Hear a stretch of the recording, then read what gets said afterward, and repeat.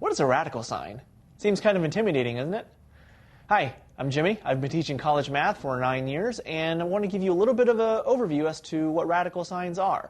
Now, at first, when you first see a radical sign, it might be intimidating, but once you see what they do, they can be easy to manage depending on the situation.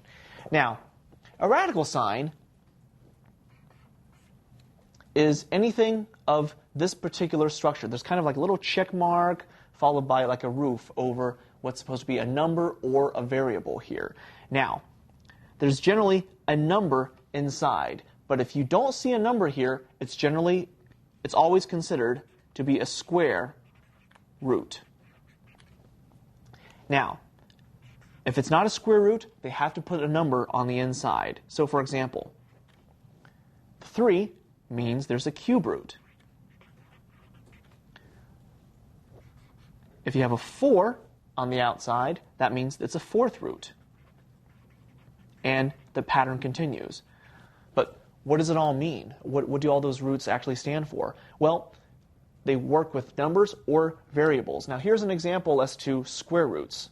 With the square root, suppose you have square root of 9. What you have to ask yourself is, what number squared gives me 9 on the inside? In other words, what number multiplied by itself twice gives you 9? Well, that obviously is going to be 3. So the square root of 9 is 3.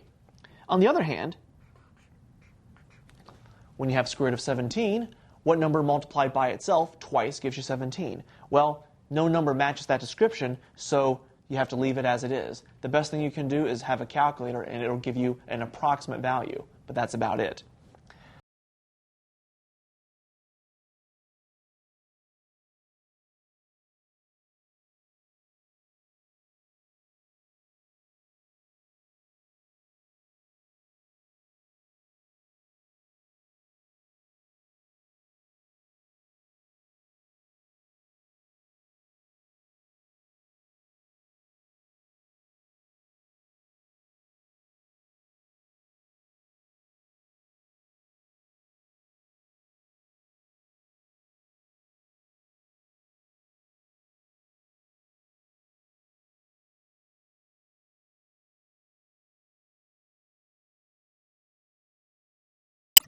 Indicates is going to give you the final answer. So, I'm Jimmy, and this has been an overview of radical signs.